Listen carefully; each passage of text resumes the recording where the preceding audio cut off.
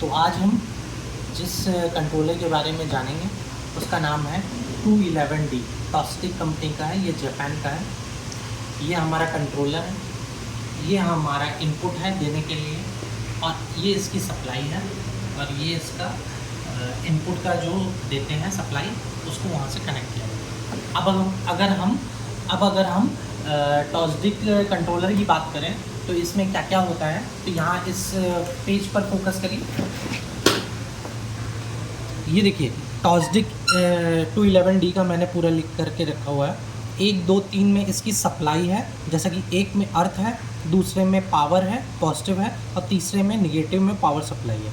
इसका आउटपुट है 4 to 20, supply है 24 वोल्ट DC, सिग्नल इनपुट है 1 to 5 वोल्ट DC, और सिग्नल का जो कॉमन है, जो हमारा इनपुट का जो निगेटिव लगेगा वो हमारा 6 नंबर में लगेगा, और 7, 8, 9 इसके इनपुट हैं, 7, 8, 9, 10, और एनालॉग आउटपुट है 1 to 5 वोल्ट DC 11, 12 में। और DI/DO की बात करेंगे तो 19, 20, 21 इसका DI है, 22, 23, 24 इसका DO है। अगर हम करंट के आउटपुट की बात करेंगे तो 3 और 13 में हमें करंट का आउटपुट मिलेगा, जो कि हमारा IP में जाएगा। अगर हम यहाँ पर कोड्स की बात करें तो यहाँ पे इस प्लांट में जहाँ पे हम काम करते हैं वहाँ पर पासवर्ड इसका दिया गया है 3963 और 4413। जैसा कि हमने बताया था, ये 1, 2, 3 इसमें पावर सप्लाई लगा हुआ है। पहले में अर्थ, दूसरे में पॉजिटिव और तीसरे में नेगेटिव, जो कि हमने 24 वोल्ट DC से कनेक्ट कर दिया है सप्लाई देने के लिए। इसी के साथ में 3 नंबर से 3 और 13 हमारा आउटपुट था, तो 3 नंबर से एक वायर जाएगा आउटपुट का, जो कि निगेटिव का, हमने ये इंडिकेटर से जोड़ दिया है, और 13 नंबर वाला पॉजिटिव वाला भी इंडिकेटर में चला जाएगा, जो हमारा आउटपुट रहेगा। इसके अलावा 6 नंबर में सिग्नल का जो कॉमन रहेगा वो हमारा निगेटिव 6 नंबर में रहेगा, और 7 नंबर में हमारा पॉजिटिव जो इनपुट हम इससे फीडर से देंगे वो हमारा जोड़ दिया है। तो इस तरह से इसका कनेक्शन। तो अब हम इसके 211D के इंटरनल कनेक्शन को बताएंगे। सबसे पहले ये कैबिनेट में हमने अभी कनेक्शन बता दिया था। उसके बाद कैबिनेट के अंदर हमें एक स्ट्रिप मिलती है, इसको हम ये दोनों बटन को ओपन कर लेंगे। इसके बाद इस स्ट्रिप को हम कुछ इस तरह लगा देंगे और इसको ज़ोर से प्रेस करेंगे। जब इसको ज़ोर से प्रेस किया जाता है तो ये साइड के बटन्स अपने आप ऊपर उड़ जाते हैं और ये लॉक हो जाता है। इसके बाद हम इसको यहाँ से ऐसे पकड़ेंगे, इसको ऐसे डाल करके अंदर थोड़ा सा पुश करेंगे तो ये अंदर की तरफ स्लाइड हो जाएगा। तो अब हम इसके साइड के फेस प्लेट के बारे में बात करेंगे। ये है 0.5 एम्पियर का एक रेजिस्टेंस, इसको हम इसमें ऐसे लगाएंगे और इसको यहाँ पर ऐसे क्लॉकवाइज घुमा करके इसको टाइट कर देंगे। इसमें एक बैटरी भी लगी हुई है जिसको हम यहाँ पर देख सकते हैं। इसके अलावा हमारा ये EEPROM है। EEPROM को बहुत ही सावधानी से लगाना चाहिए, क्योंकि इसके ये जो लेग्स हैं वो बहुत ही नाजुक होते हैं, तो इसके कारण लगाते समय ये टूट भी सकते हैं। तो इसका सावधानी से हमें ध्यान रखना चाहिए। तो सबसे पहले हम इसको हटाएंगे और यहाँ पर हम इसको प्लेस करने की कोशिश करेंगे आराम से, या फिर इसको साइड में ऐसे गिरा लेंगे और फिर आराम से इसको पुश करके हल्का सा इसको दबाएंगे और इसको लॉक कर देंगे। ये हमारा लॉक हो गया। इसके बाद हमारा ये ऑन ऑफ का बटन है, अभी ये देखिए ऑफ पे रखा हुआ है, तो अभी हम इसको ऑन नहीं करेंगे। अब इस चिप से इस कंट्रोलर में प्रोग्राम करने के लिए हम सबसे पहले इनिशियलाइज को ऊपर कर देंगे, और अभी ये फ्री पे नहीं है, लॉक है, तो इसको हम फ्री कर लेंगे। अब इसके बाद में अब हम सप्लाई पर जाएंगे। सप्लाई को ऑन करेंगे, ऑन किया। अब ये देखिए यहाँ पर फिर ये ऑफ था, इसको हमने ऑन किया।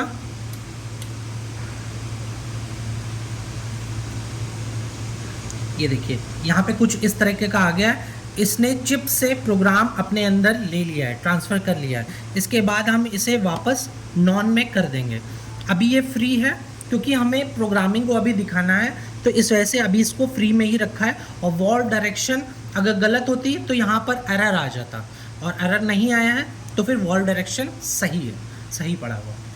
इसके बाद अगर हम इसके कुछ कोड्स की बात करें तो जैसा कि इस चार्ट में मैंने लिखा हुआ है, रेंज के लिए C13, PID के लिए C18, सेट वैल्यू के लिए C17, MV के लिए C14, PV के लिए C11, अलार्म के लिए C12। अब हम कंट्रोलर में कैसे जाएंगे PID सेटिंग वगैरह में, तो इसके लिए अब मैं बताता हूँ। सबसे पहले हमें यहाँ पे ये देख लेना है कि ये फ्री पोजीशन में है कि नहीं है। अगर फ्री में नहीं है, जैसा कि अभी मैं करके दिखाता हूँ, फ्री में नहीं है, तो हम अगर कोड डालते हैं F0600 equal to secure D3963 जो कि इसका पासवर्ड था, एरर आ जाएगा। यानी कि जब तक ये फ्री नहीं होगा तब तक ये अंदर प्रोग्राम में जाने के लिए हमें अनुमति नहीं देगा। तो इसके लिए सबसे पहले फ्री में करेंगे। इसके बाद अब हम कोड डालेंगे F0600, फिर इक्वल, यहाँ पे एंटर इक्वल से होता है तो इस वजह से इक्वल को हम दबाएंगे। अब D3963 इक्वल, यहाँ पे देखिए अब फ्री लिख करके आ रहा है। अब फ्री लिख करके आ रहा है, जैसा कि मैंने रेंज में के लिए बताया था, C13 इक्वल टू हाई में पड़ा है 5 और निगेटिव किसी भी चीज़ को मतलब आगे पीछे करने के लिए हम निगेटिव का यूज़ करेंगे। लो में पड़ा है -5, यानी कि इसकी रेंज हो गई ±5। अब जैसे हम देखें PID सेटिंग के लिए C18, ये हमारा P आ गया जो कि पड़ा हुआ है 0.05। इसको हम चेंज करना है तो D0.5 इक्वल, ये हमारा P चेंज हो गया। अब इसी तरह हम निगेटिव दबाएंगे, ये हमारा I है जो कि 0.1 पड़ा हुआ है। इसको अब चेंज करने के लिए हमें क्या करना पड़ेगा, D0.2 जो कि 0.1 पहले पड़ा हुआ था, अब I को हमने चेंज करके 0.2 कर दिया, इक्वल करेंगे, ये हमारा डेटा एंटर हो जाएगा। अब D को हम अमूमन छेड़ते नहीं हैं तो D वैसा ही रहेगा, जैसे नेगेटिव में दबाएंगे तो D हमारा वैसा ही है। इसके बाद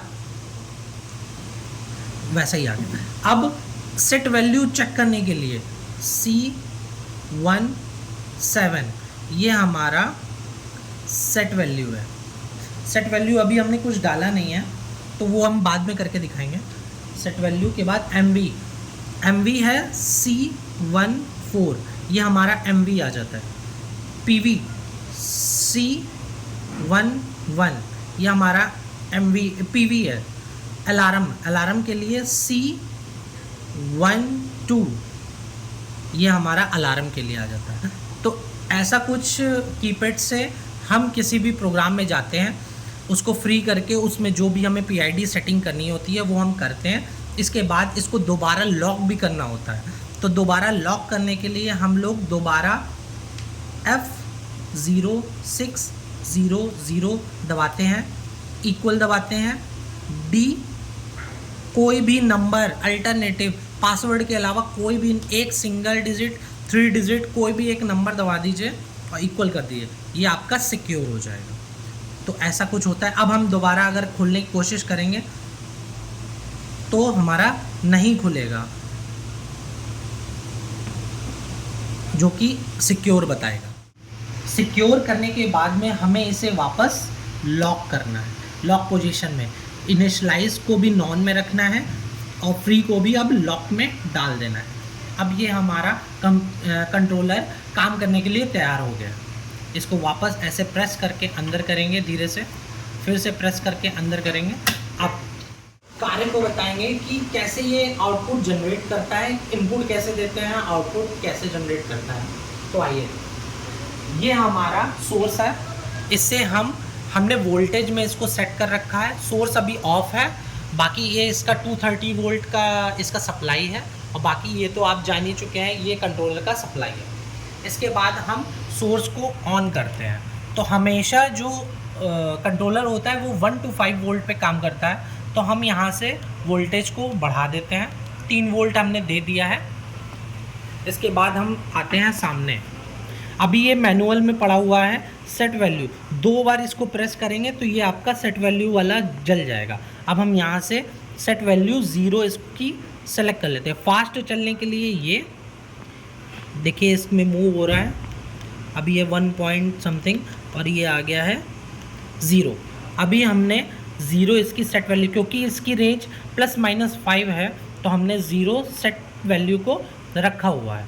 इसके अलावा अगर हम देखें तो यहाँ पर manual, auto, cascading, set value को सेट करने के लिए up and down button, MV को चेंज करने के लिए अप एंड डाउन बटन, और ये फास्ट, किसी भी चीज़ को फंक्शन को फास्ट करने के लिए ये फास्ट वाला बटन और प्लस ये दोनों, या फिर फास्ट वाला ये दोनों बटन हमें दबाने हैं।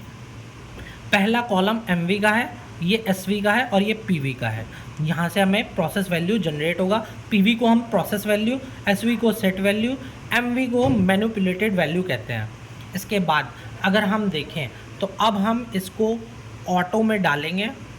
तो जैसा कि आप अभी देख रहे हैं, मैनुअल में ही हम पीवी एमवी को चेंज करके हम देख रहे हैं, तो वहाँ पर हमारा डिफ्लेक्ट हो रहा है, यानी कि हमारा एमवी अच्छे से काम कर रहा है।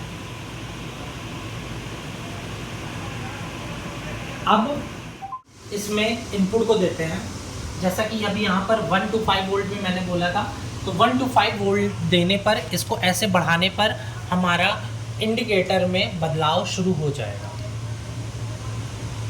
2, 3, 4 वोल्ट, 5 वोल्ट। अभी हमारा ये ऑटो में पड़ा हुआ है, तो वॉल के एक्शन के अनुसार हमारा आउटपुट जनरेट हो रहा है।